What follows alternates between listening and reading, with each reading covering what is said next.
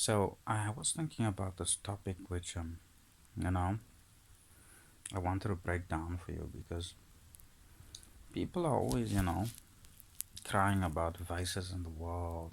This is evil and that is evil, and you know, putting the onus on the individual to stay away from all these evil things in the world, and creating the sort of mass paranoia amongst the faithful, of you know, just life in general, becomes so rigid and so stringent, to just try and just be decent these days, you know. And one of those kind of things I want to kind of talk about, which will might shock a lot of people on here, is prostitution. Yeah, you heard me right, prostitution.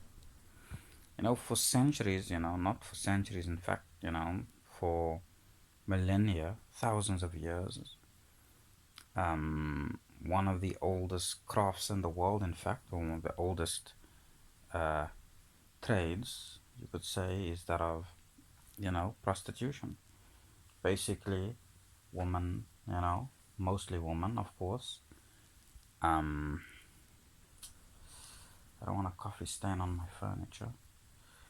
Most of the women, mostly women who sell themselves, or sell their services for a fee. And that, in many places are considered is considered illegal, and is considered a crime, and has always been abhorrent, at least from a religious perspective, and in terms of religious morality. But why? That's what I want to break it down, basically. um is it a bad thing? And that's kind of where I'm coming from. Number two, why, if it is so bad, do we still have it? Why, despite, you know, all the moral outcries against prostitution, do we still have prostitutes? So those are the two things I want to talk about. So firstly, if you really look at,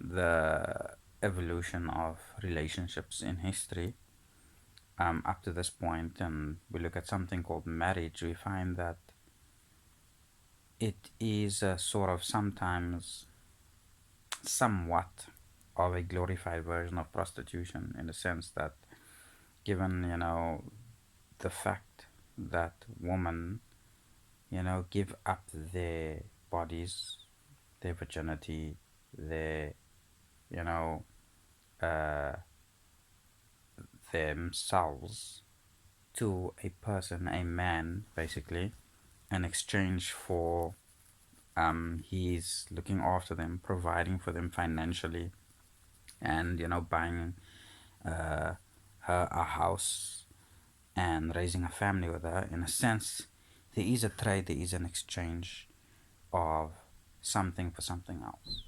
Okay, so the woman, the value she brings to the relationship is herself, in exchange for the man's ability to provide for her and look after, etc. In one sense, it's very similar to prostitution, with one very real difference, and that is she has entered that contractual agreement with one particular man for what she hopes might be a lifetime.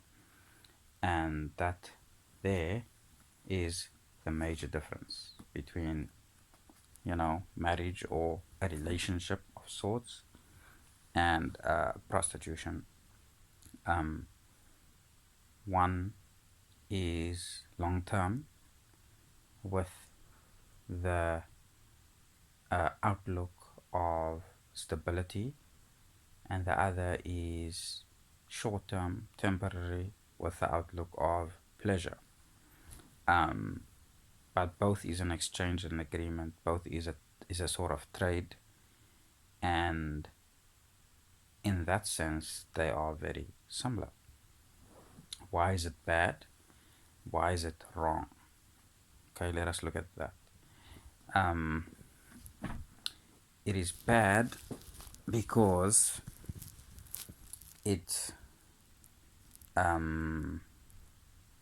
commodifies something which, when commodified, causes the degeneration of societies, but also takes the enjoyment out of the act of having sex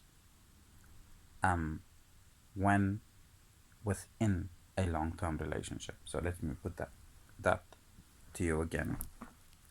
It takes the enjoyment of sex away from its more constructive place, and that is within long-term relationships, because people who are used to having what they want when they want and paying for short-term pleasures regarding something that is also present within a long-term relationship will very likely not find the enjoyment and pleasure within that act when practiced within a long-term relationship. And so therefore it robs the society from long-term relationships, i.e. marriage, which is a building block and a cornerstone of civilization historically and of course today. And so that's why society has always viewed prostitution as evil, because it so fundamentally undermines the very institution on which stable societies are built, and that is marriage. But we have to also realize that why then, despite that realization, despite priests and scholars of religion and religions arguing against promiscuity, arguing against prostitution, why do we still have it? Why is prostitution still rife in the world today? Why has it always basically been rife? Why is it not possible to get rid of it? And we gotta look at that in a more practical way.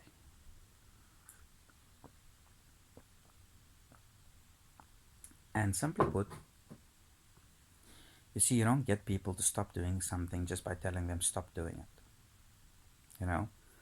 You get people to stop doing something by creating alternatives for them. And marriage, at least monogamy, and until death do us part, is not creating an alternative to prostitution, and that's why you still have prostitution. In fact, until death do us part and marriage helps create or reinforces the demand for prostitution. That you will see statistically that most men who visit prostitutes or who make use of services of prostitutes are married men, not single men, because single men are, so to say, free to still run around and sleep around with as many women as they can woo. Married men are not. So when married men and pay to have sex with prostitutes, they are not paying simply to have sex with a woman who is a prostitute. What they are paying for is secrecy.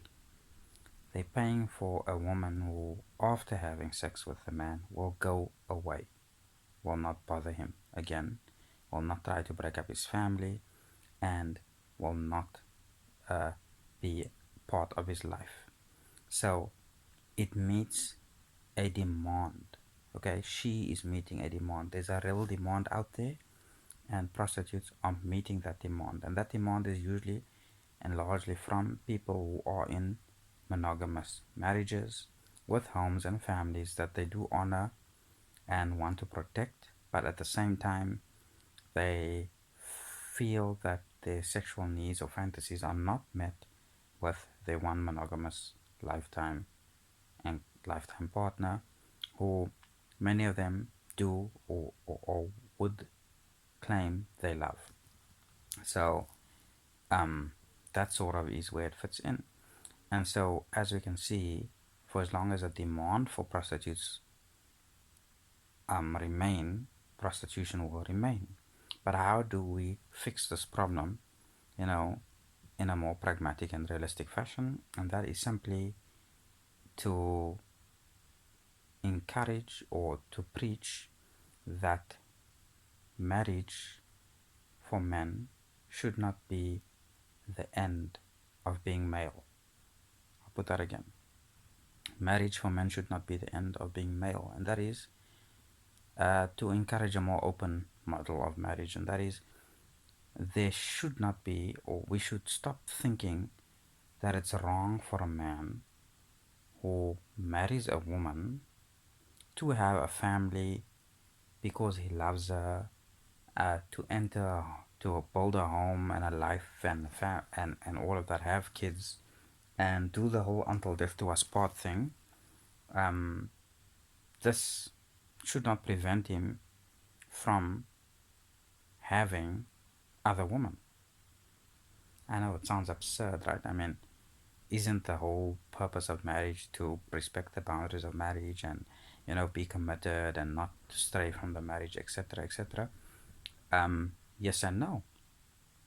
Okay, because yes, in the sense that if he does go be outside of the marriage and behaves in an irresponsible manner, he can bring a lot of harm to himself and his wife and his family. True, respect the boundaries of marriage in that sense. However, if he enters another marriage in another and acts responsible in that marriage and protects both marriages or how many ever marriages he has, then problem solved basically. So what I'm saying is that monogamy or enforced monogamy is not righteous, as an institution or institutionalized monogamy. What is righteous is the institution of marriage. But how that marriage works or how that marriage happens depends on the people who enter it. So, men, for example, who marry, who want the long term, who want the family, want the stability, and then want to experience or have sexual relationships with women outside of that marriage, and then enter those sexual relationships with a sense of commitment between adults, consenting adults, should not be demonized or criminalized, and therefore, if not criminalized, should not need to hide away from the fact that he is seeing or potentially seeing other women. And so that's kind of what I'm saying will, to a large extent, reduce the amount of prostitutes out there, and also will because it will diminish the demand for prostitution. Okay, because men no longer have to keep their lives a secret. They will be open about their inclinations and their desires, and when given the opportunity with a consenting adult woman who wants to enter a relationship with the otherwise married man, would be able to do so openly. And that's kind of where I think a mature society would go, with mature sexual practices, because it has always and will always be the nature of man to venture off and be um, curious, uh, also to want to propagate his genes. And so that's where I leave you, something to think about. Leave your comments. Thank you.